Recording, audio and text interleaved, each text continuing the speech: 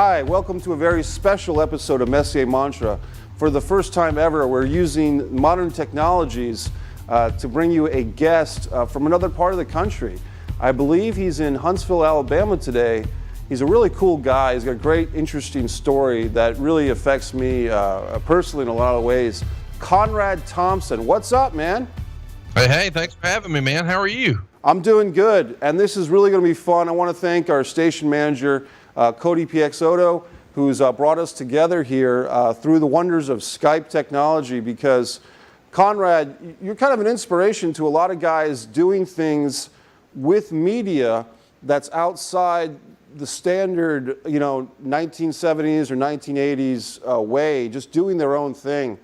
And we'll get into that. But first, I want to talk about your mortgage work and how that can help people. Why don't you go ahead and tell us about it?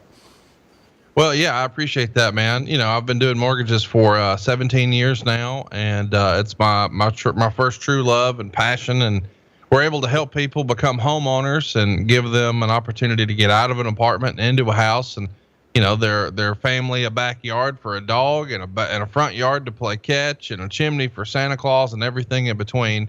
And we're really excited to be able to help people do that and sort of have the backdrop for their story, the stage for the story of their life. And we're routinely helping people who needed a second chance. So maybe if you had been turned down before, the bank said no, we can help you find a way to make it happen. And usually with no money down, and most of the time your mortgage payment is roughly what you've been paying in rent. And we can make that happen at hidefromrent.com.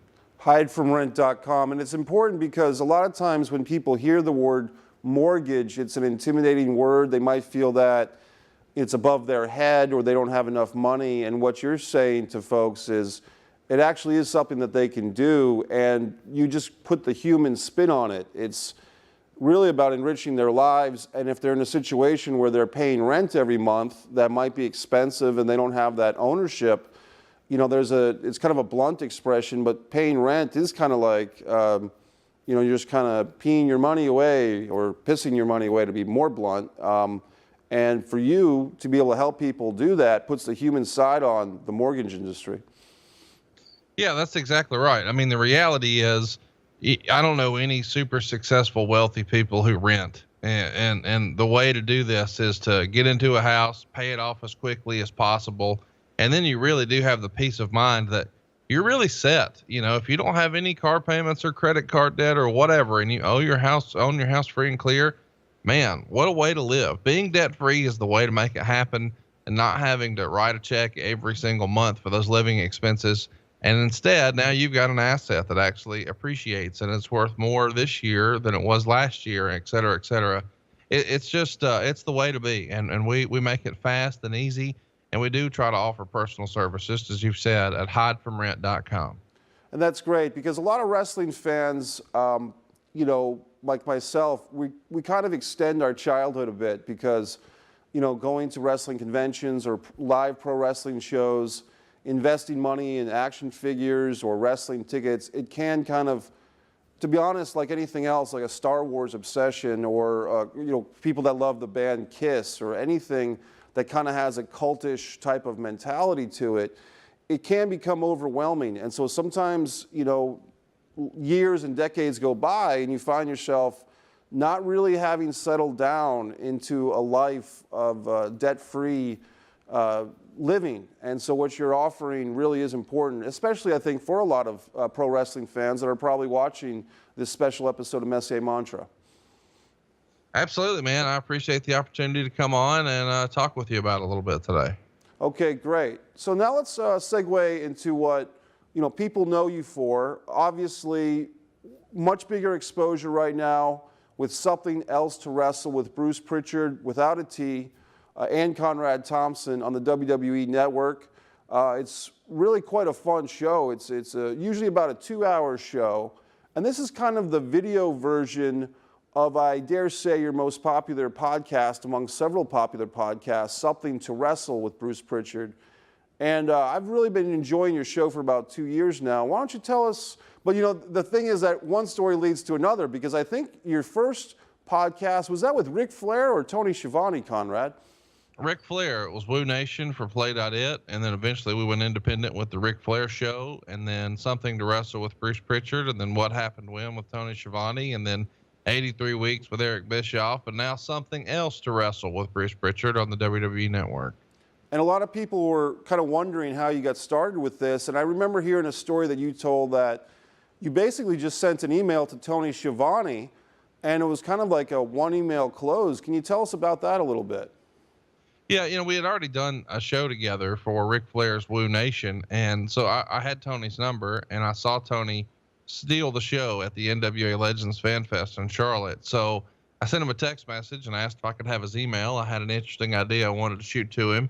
And then I sent him, a multi-paragraph presentation. And it wasn't just, hey, we should do a podcast. It was a real business plan of, here's what the strategy would be for us to monetize this and make money. And this is a revenue stream for both you and I. And I didn't realize it, but behind the scenes, the guy he worked with in the radio business had been telling him for weeks, man, you got to listen to this podcast with Bruce Pritchard and Conrad Thompson. And Tony mentioned, I think I did a show with Conrad for Ric Flair. And he's like, oh man, if you did the WCW version of what Bruce is doing, it would be huge. Well, that had been happening behind the scenes for a few weeks and I didn't realize it. So when I sent the email, it was just right time, right place. And after I put all this thought into my presentation, Tony replied with 2 words, I'm in. And that's got to feel good when you have that communication with someone whose work you respect and admire, and you've worked together a little bit, and now you're going all in, so to speak, for another adventure. That's great. Yeah, we're having fun with it, man. So Conrad, I've heard a lot of your shows, and most recently it was a fun episode of 83 Weeks with Eric Bischoff. And what was really interesting was towards the end of the show, Eric, surprised you with a special guest. You want to tell us about what happened with that? Yeah, we were talking about Dusty Rhodes, celebrating the life of Dusty Rhodes, and then all of a sudden, he started talking about a third man, and he introduced a third man on the show, and I'm sort of thinking it's going to be his son Garrett or something like that, but in fact, it was the biggest star in the history of the business, Hulk Hogan himself, doing a run-in on 83 Weeks, and we didn't promote it or advertise it because I wanted the fans to be just as shocked and awed as I was, and it was quite the experience for me as a fan to get to talk to Hulk Hogan. What was fun for me listening to it was just kind of, we went back to Conrad as a 12-year-old or a 15-year-old kid for a minute because we could hear the enthusiasm and the excitement of getting to speak with Hulk Hogan about Dusty Rhodes. And it's such an interesting business, and not only is professional wrestling industry interesting, but some of the modern technologies that could help and haunt people. And of course, with Hulk Hogan, we can't get away from the fact that right now he's kind of on the outs with WWE, but hopefully will be coming back, at least in my opinion. But you can see the other side of that where people are, hurt sensitivities or hurt from folks that were upset with what Hogan said in a very infamous situation with a lawsuit and everything. From my personal perspective, I kind of fear the day, Conrad, when all our privacy issues are up for grabs with, if we're always going to be on camera 24 hours a day and we can't say things even controversial or not the best things to say. But if we're always going to be videotaped 24 hours a day, what kind of civil liberties do we have anymore? No, you're exactly right. It is very much a gotcha society now, and with TMZ and social media, there's no real privacy any longer.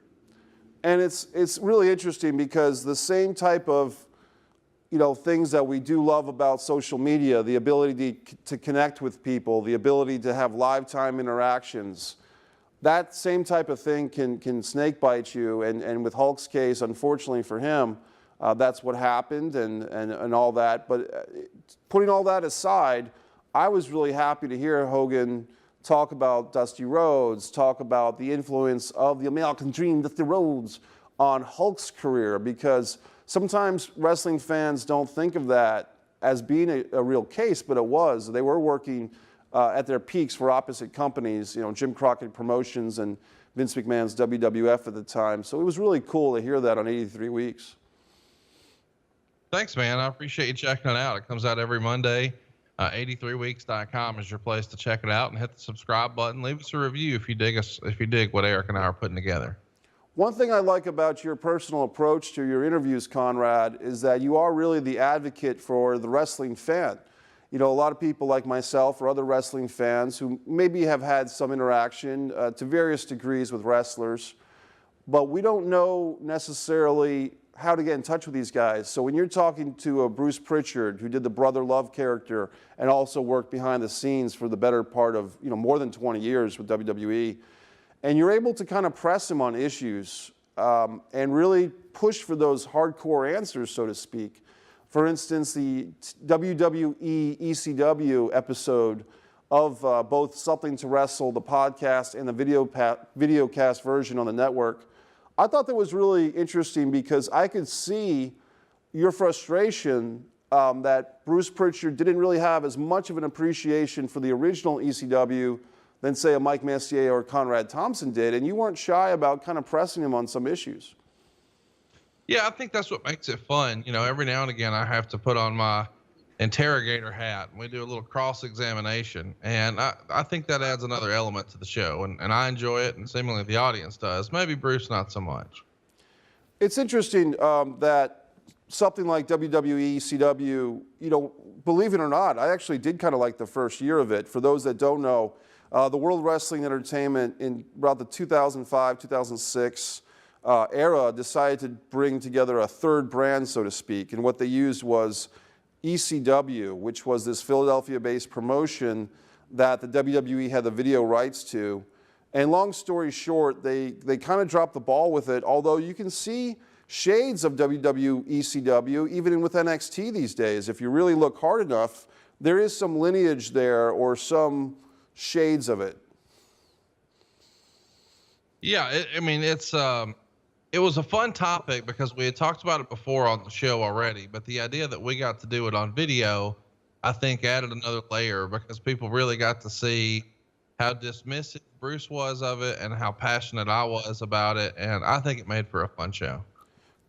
Conrad, you've discussed that one of your most favorite live wrestling experiences as a fan was One Night Stand 2005, which I believe took place in New York. And so you attended that show as a fan. Can you tell us about that experience? Yeah, they announced they were bringing back, ECW for one night only, and it was going to be called One Night Stand, and they're doing it at the Hammerstein Ballroom there in New York City. And around that announcement, the independents who weren't going to be involved in that show for whatever reason decided to put together Hardcore Homecoming, and I managed to snag front row seats for both shows. And then all the other promotions sort of saw that as an opportunity and piggybacked it. So CZW had a show, the IWA had a show, Ring of Honor had a show. So a friend of mine from Georgia and I loaded up and flew to the Northeast, and we managed to snag front row seats for 5 shows. It was my favorite, even to this day, my favorite professional wrestling experience because I was able to see 5 totally different shows. One of those shows, by the way, had the, dream match from Naylor, which was Samoa Joe and the Necro Butcher. So the idea that you got to see that, but you also got to see, Terry Funk and Sabu and Shane Douglas and the Dudley Boys and some of those guys at Hardcore Homecoming and or One Night Stand was just outstanding. And I just don't know that any wrestling experience I've ever had could hold a candle to that. And it's a shame that we don't get the original unedited version of the show because they can't air all that music. But the Sandman's entrance at One Night Stand is just something to see, man. It's through the roof because he used the song Enter Sandman by Metallica. And so when you had the Sandman coming out to that song, that is tremendous. Sandman's a great guy. He's certainly the Sandman off camera and on camera. I was actually able to make a short film called My Sit Down with Sandman that'll be playing at the Somerville International Film Festival on July 14th. He's such a character, and that's one thing we can talk about, Conrad, is now that you're kind of working with the network and also just through your own podcasts, the amount of exposure or behind the scenes stuff with these pro wrestlers that you interact with, it certainly is interesting to go from, a fan watching TV and now you're interacting with these guys. What can you tell us about some of the shocking things you've seen or some of the eye-opening experiences you've had with the wrestlers as real-life people.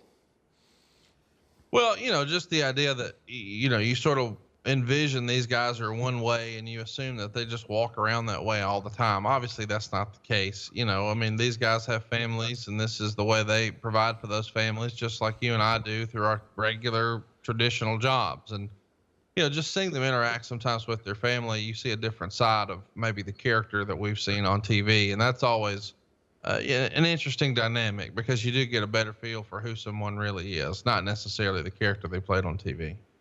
And what's also, speaking of family, congratulations to yourself, because from what I understand, you'll be getting married yourself at some point this year. So congratulations on that, Conrad. Thank you very much. I appreciate it. And going back into the wrestling realm, have you ever gotten what they call heat, for something you've said or something a guest has said, where someone listening to this show, whether it's something to wrestle or something else to wrestle, has anyone really been offended by what's come up on the air, and that's been something you've had to deal with? I mean, there's been a couple of people who are pretty fired up at Tony or myself, but nobody really anywhere else. I know that Bruce may have had a falling out or two along the way, but by and large, my experience has been a good one. There's a couple of folks who maybe weren't really excited about something Tony and I did, but that's really it. What's interesting is coming up in the StarCast convention for the All In show, which is kind of promoted by Cody Rhodes, or Cody parenthesis Rhodes, as I'll call him, because legalities of over his own wrestling last name. Some really interesting things going on with that. Can you tell us about what StarCast and All In are? All In is the biggest non-WWE show in 20 years, and it's self-promoted and self-funded by three guys who had a vision and believed in themselves, the Young Bucks and, of course, Cody Rhodes, as you mentioned. And they were able to lock down an arena in the suburbs of Chicago, Sears Center, and with a lot of faith, they came out of their own pocket and announced tickets, and ta-da, they sold that thing out in less than a half hour. And along the way, I pitched Cody on, hey, we should have a convention that is sort of piggybacking All In, much like WrestleCon or Access piggyback WrestleMania. This could be your thing. And if you did it with me, I wouldn't run wrestling. I just want to do a wrestling podcast convention. And he sort of thought, like everybody else, what the hell is that? And so I sent him a real plan of, hey, here's what I would do. And he dug it. So he dug it, the Bucks dug it, and now all of a sudden we've got a destination weekend for people to enjoy in the Chicago area over Labor Day. What's interesting to me is I was watching Something Else to Wrestle on WWE Network last night, and I caught the StarCast baseball caps in the background of your own set. And I'm like, oh man, Conrad is getting that StarCast mentioned in a way, subliminally or not, on the network.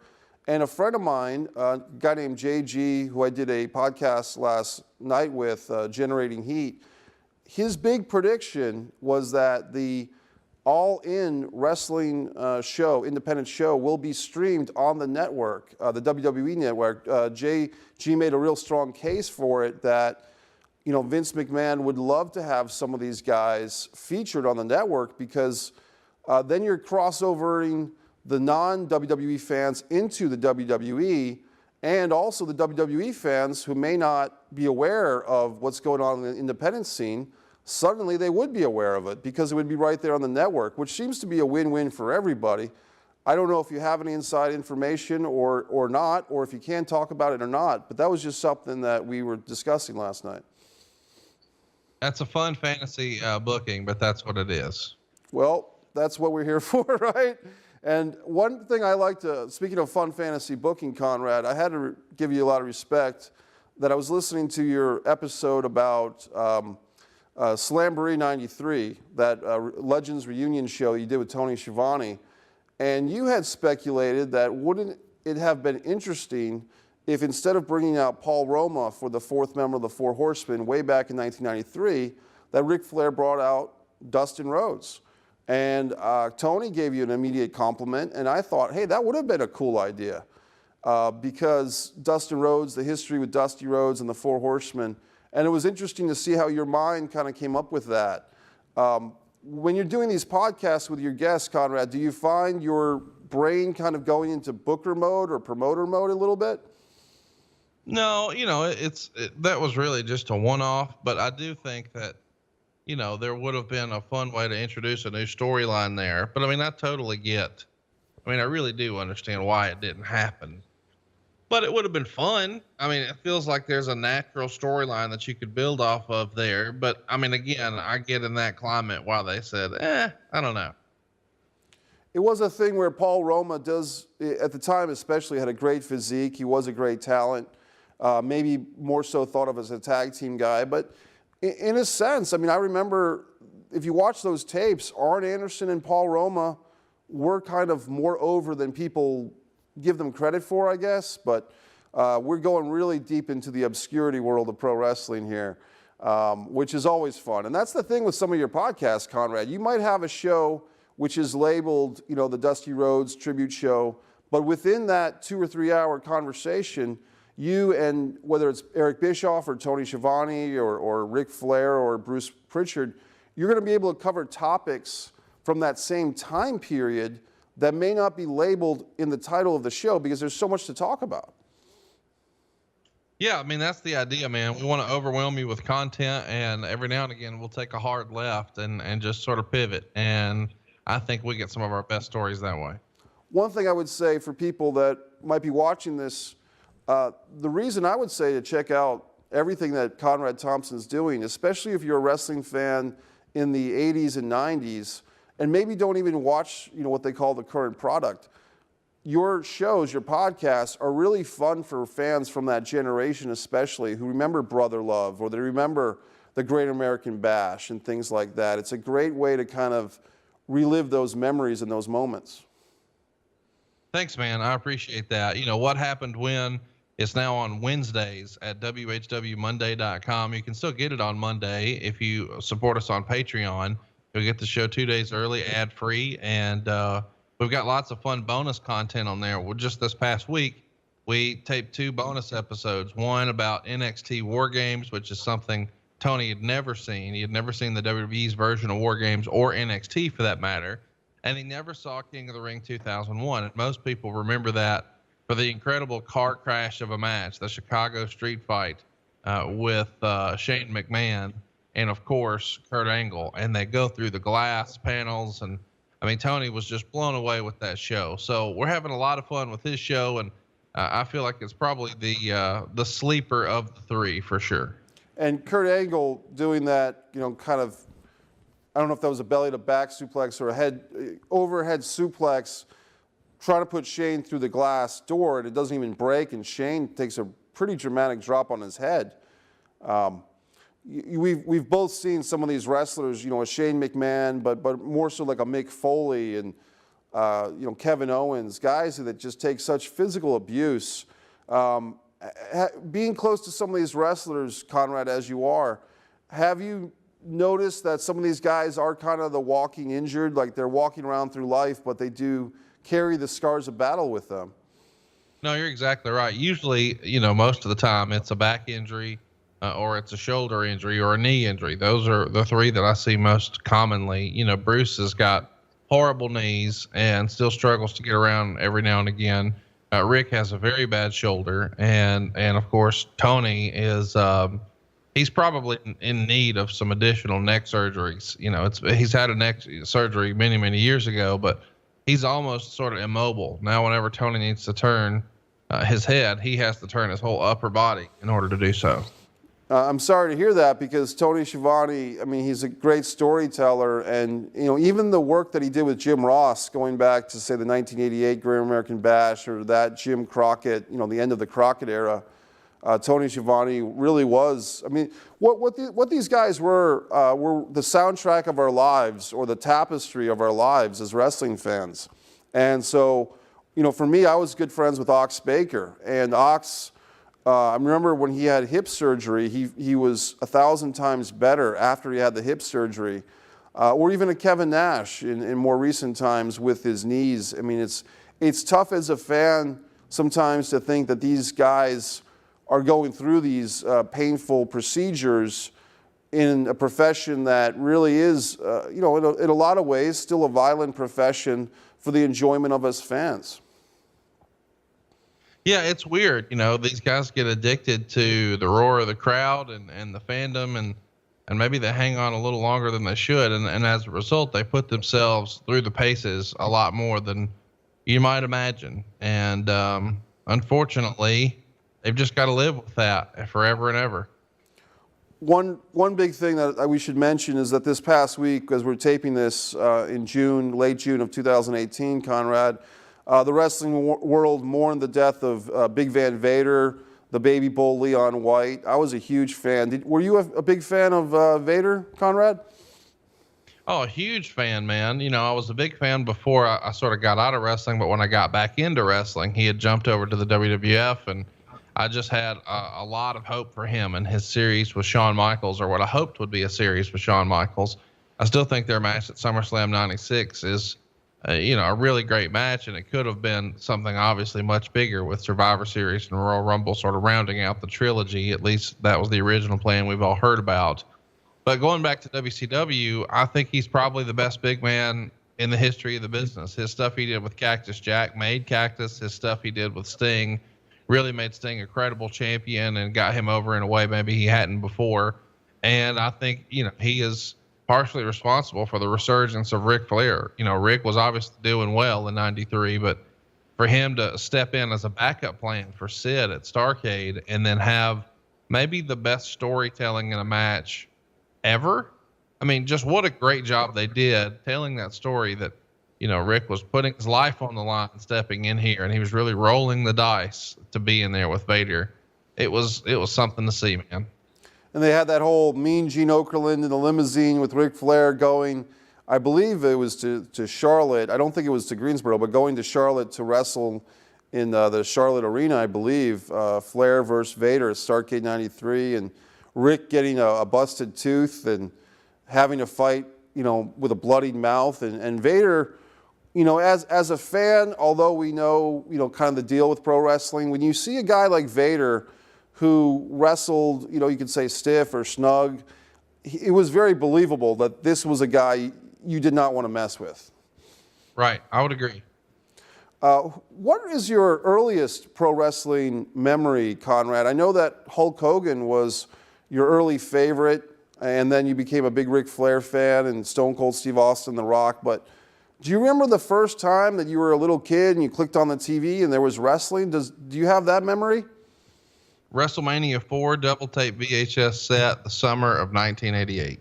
I believe I heard you tell that story. Your family was back when we had VHS rental stores, and they came across a WrestleMania 4 tape and they said, hey, little Conrad, why don't you take this for the weekend? And what did you think? What do you think of that show then as compared to now? Have your views on it changed, or do you still love it? No, it sucks. It was awful back then. But yeah, as a kid, it was the deal.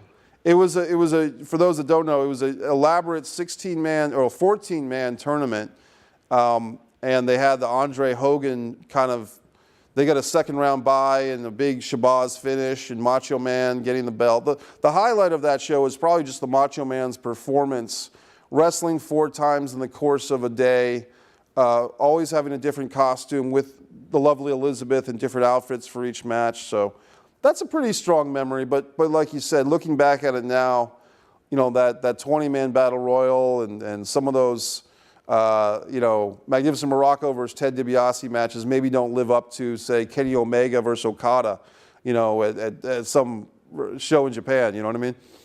Absolutely. Speaking of the international scene, the WWE continues to do things like NXT in Europe now.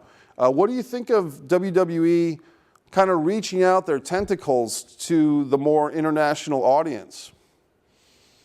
I mean, I think it's great. You know, I think it's cool that WWE has finally embraced being more of a global brand, and they've certainly stretched out to where they did, you know, that special on the network from Japan, and obviously they've done a lot of stuff in England, and I'm really encouraged for what the future of wrestling looks like. It looks like we've got a whole new WWE from maybe what we had a few years ago. Just this past week, I saw that they had the New Day and the Young Bucks and Kenny Omega kind of having this video game exhibition, so to speak. And it was really interesting that you had WWE talent and non-WWE talent, although they weren't competing in a physical wrestling match. They were competing at least for, mic work and crowd approval. What did you think of that situation? I thought it was great, man. I thought it was really exciting that we were able to see something that we never thought we would see. And that's the WWE sort of working with someone who's really, really over that they don't actually own. I thought that was just a tremendous deal. It does seem like perhaps with the Triple H or Stephanie McMahon rising to prominence, and maybe even Vince McMahon, because he's smart. I mean, Vince McMahon, I was telling JG last night on Generating Heat that Beyond the Mat, that 1997 film, there's actually an alternate commentary with Terry Funk and Mick Foley. And at one point, they're watching some international wrestling during the Beyond the Mat, and Mick Foley makes mention that Vince McMahon really wasn't into the hardcore stuff that was going on in Japan at the time. And Terry Funk somewhere made a comment that he said something to the effect of, well, Mick, that Vince McMahon wants to make $1 on every single wrestling match there is. If there's a wrestling match at a high school gym somewhere, he wants to make $1 off of it. So my point in telling that story with my very wobbly Terry Funk impersonation is that if there is a wrestling match going on somewhere in the world, if there's a ring with ropes, Vince McMahon does see the business in that. Absolutely. And he wants wrestling to be his thing, much like, if you and I were to want to go blow our nose, we would say, hey, do you have a Kleenex? Or if we had a cut on our hand, we would say, hey, I need a Band-Aid. And if we were to sit down at lunch, you might say, hey, I'll take a Coke. We have sort of replaced those words, and the UFC's done a great job of this. Like, nobody says MMA in the mainstream. They say, oh, he's doing that ultimate fighting. And that's what he's trying to do, is any sort of wrestling should be WWE.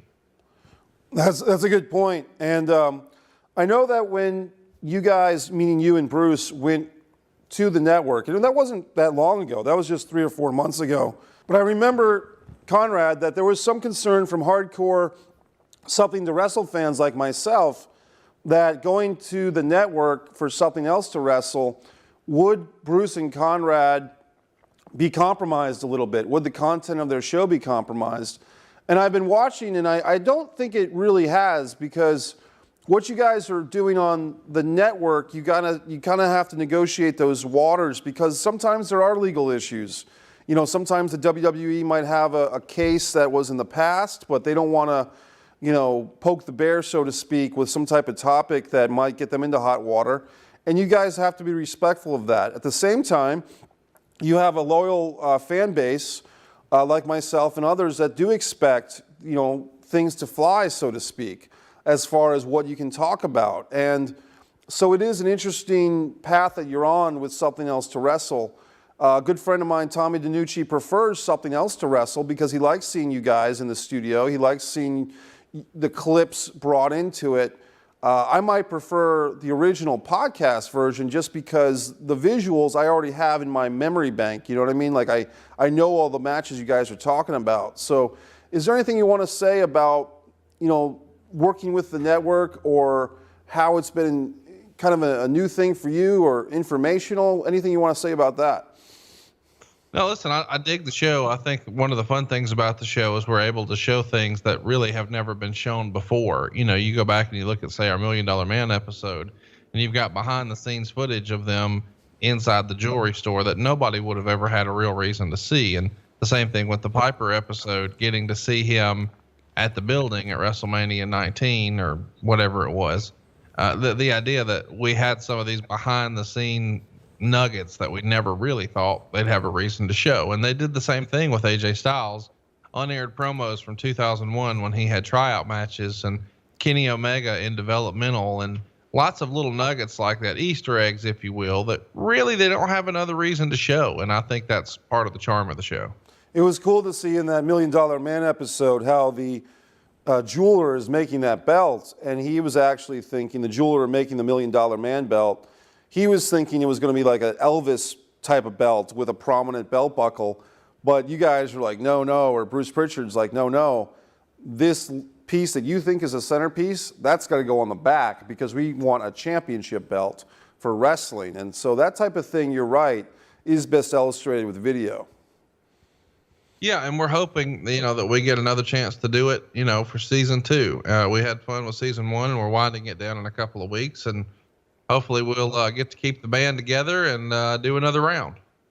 Well, I hope so as well, because it has been one of the most popular, if not the most popular, new additions to the network.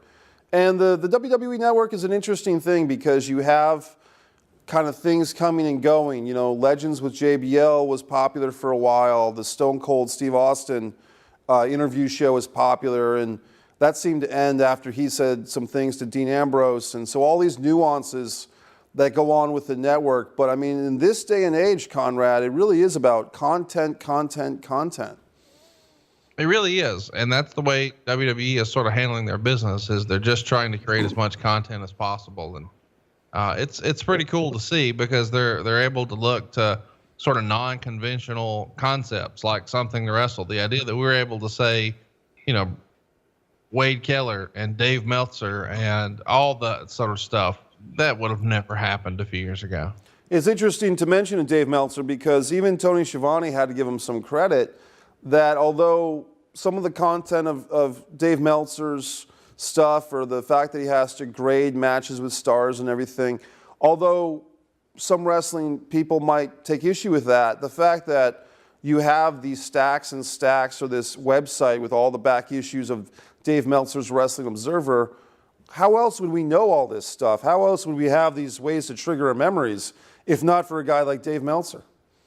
No, I totally agree. Dave has put in the heavy lifting and he's put in the time, and now it's a resource for the rest of us.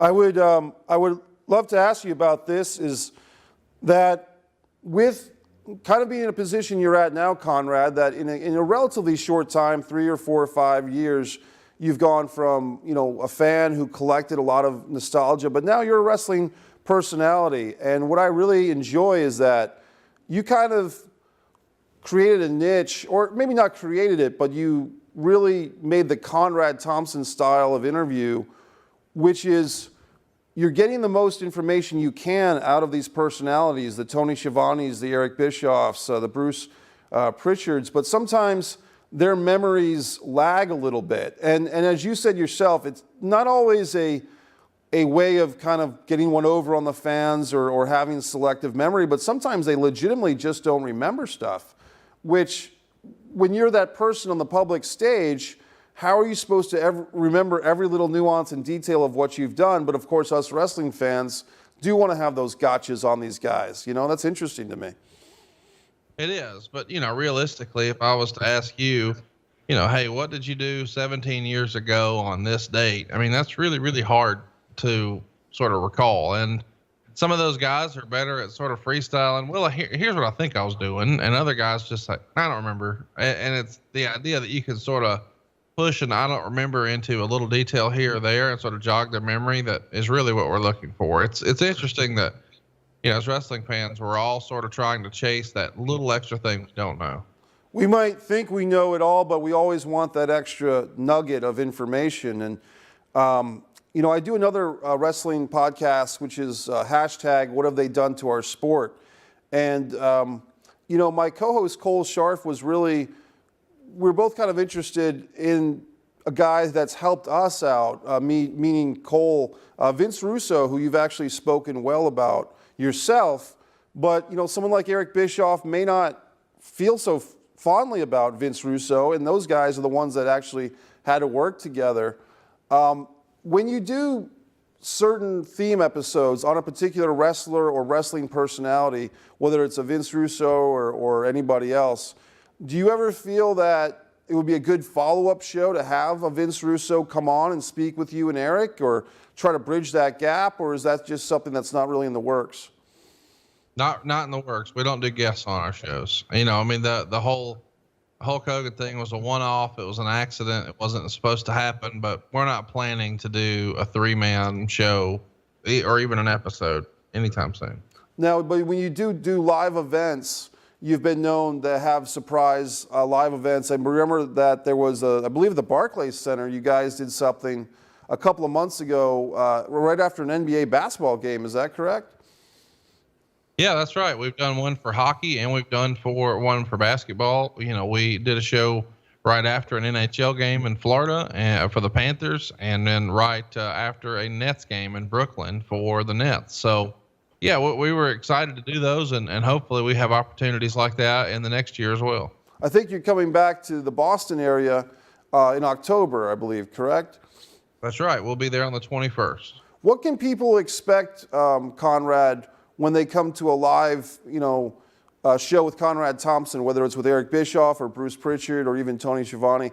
I know it's expect the unexpected, but what's the general thing for those that have never been to a live event like this before? We tell the stories that we can't tell on the podcast, mostly about sex, drugs, and rock and roll. We do have visual aids there as well, and we sort of turn the tables on whoever the co-host is for me, and I allow the fans to sort of take my spot and ask questions.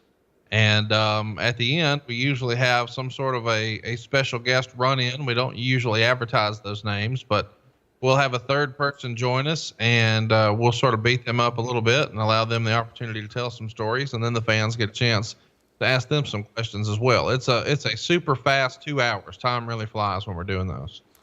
Conrad, this is a great interview we're having. Is there any pro wrestlers on the independent scene or the international scene that you'd like to make note of as, hey, this is the guy or this is the woman's wrestler to take note of? Is there anyone, beyond the Kenny Omegas or people like that we all know about, is there anyone kind of up and coming or maybe a new NXT signee that you'd like to send a shout out to that the wrestling fans can kind of look into as a new talent? Well, you really put me on the spot there. I probably need to think about that a little more. I know behind the scenes, I'm a huge fan of Matt Riddle. It's unfortunate that we don't see him on TV more than we actually get an opportunity to. I think anytime Teddy Hart's on TV, I wonder how long this will last. I saw him on MLW and over the weekend, and I thought, well, this is something I wasn't expecting. And I'm looking forward to MLW coming back and bringing back the Hart Foundation, because I grew up on the Hart Foundation, and the idea that we get more of that is intriguing. So they're putting together Davey Boy Jr. and Brian Pillman II and Teddy Hart for the new Hart Foundation. Something about that seems really, really interesting to me. But I think the sleeper guy, like the most entertaining guy who is really going all out right now, is PCO. And I'm hoping that he continues to sort of raise his profile. It's weird to me that a guy who's doing so much as he is right now has only got a few thousand followers on Twitter. I just don't think enough people have really seen the skits and the things he's putting together. He's one of the most fun follows in wrestling for sure. Say that name again for us. PCO, Pierre Carl Ouellette. You remember him from back in the day. Worked with both WWF and WCW, and now he's got a bit of a resurgence. We've sort of talked about him on the Pritchard Show as the Pirate, because that's the way he's referred to in the book from Shawn Michaels. But the character he's putting forth right now and the stuff he's doing is really, to me, the most underrated stuff out there. It's very reminiscent of some over-the-top broken Matt Hardy the first time we saw it. Was this the same guy that had that killer match with Bret Hart at an In Your House pay-per-view? Is that the same guy? Yeah. That's incredible. He must have been his mid-20s back then, because that match was a good 20 years ago at this point. So that's fantastic, because I remember that people were talking about that In Your House match as a top match, and they were really impressed with this guy. And so it's good to hear that he's doing this now. Yeah, he'll be 51 later this year, and he's out here doing moonsaults. And he's got skits where he's being electrocuted and nails driven up his nose. And this is quite the performer that we've got right now, especially when you consider the fact that he's 50 years old. Right. I remember seeing something, it was from a couple of years ago, but it was actually Damian Demento doing some crazy promos where he's sitting in his home on his computer interacting with fans in a very angry type of way. And I was like, this is Damian Demento, the guy that lost to Undertaker on Raw back in '93, the first episode of Raw. And it's amazing that some of these guys never quite lose their gift for gab. But with the wrestler you're talking about, Pierre, that's great that he's still doing it. Yep. And I was going to ask you, Conrad, now that you've got all this exposure, you're having fun, is there any recent wrestling collectibles that you've acquired that you want to share with us as something cool that you came across or something you're looking to acquire for your collection? I'm always looking for Ric Flair robes and old ring used belts. If you've got a lead on any of that, by all means, slide in my DMs. Hey, it's Conrad. I'm always looking for ring used titles and Ric Flair robes. Those are probably the two primary things that I collect. But if you've got anything fun, from the good old days, whether it's Macho Man or Dusty Rhodes or anybody in between, I'm probably interested. So yeah, I would love to use this as an opportunity to tell everybody that, hey, I'm collecting. And I'm a cash buyer.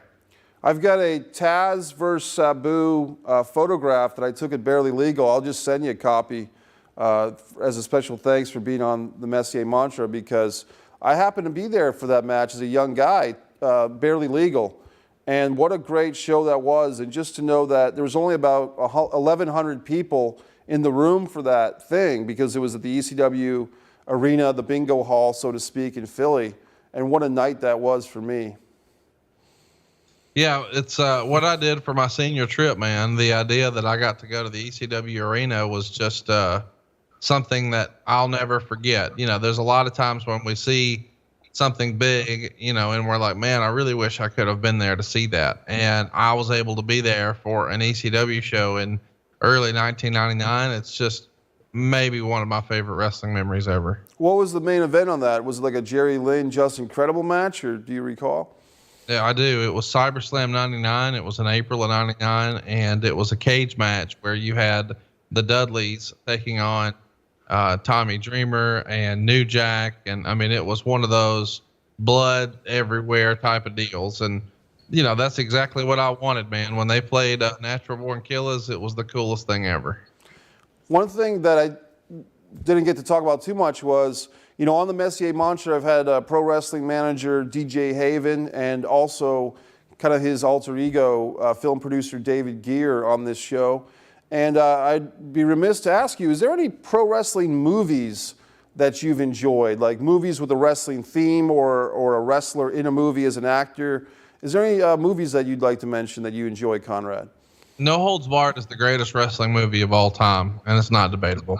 My father took me to see that movie kind of as a surprise. He picked me up from school one day, and we go to see No Holds Barred, and I was surprised that my dad wanted to see it because that's how much over Hulk Hogan was at the time. That Hulk Hogan was over to the point that a father would take his son to see that movie, and Stan Hansen in that movie, and really a kind of a wild ride in that thing.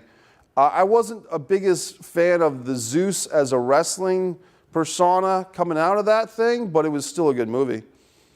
Absolutely, and it still stands up to me.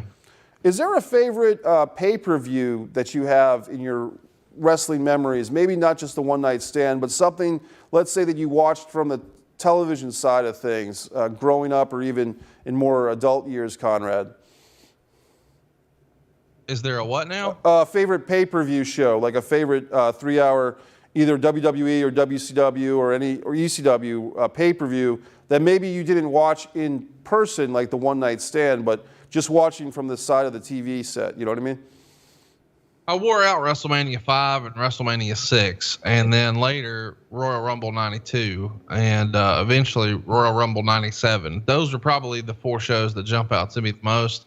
And I really enjoyed SummerSlam 1992, where you had, not 1992, but 1990 as well, when you had Earthquake and Hulk Hogan, and you had Rick Rude and the Ultimate Warrior in a steel cage. That was great stuff. Real quick, how is Ric Flair doing now? Rick, his influence on a lot of people, but just as an entertaining guy, you have a very close personal relationship with him, but how is Rick's body doing and the medical things? How's he doing right now?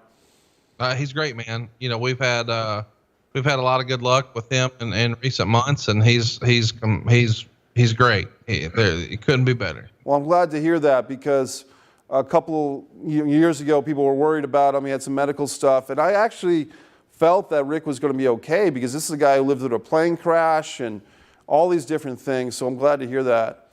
At this time, I want to ask you, we got about a minute left, and I'm putting you on the spot again, but Messier Mantra is not complete without the guest sharing a personal mantra, motivation, a quote.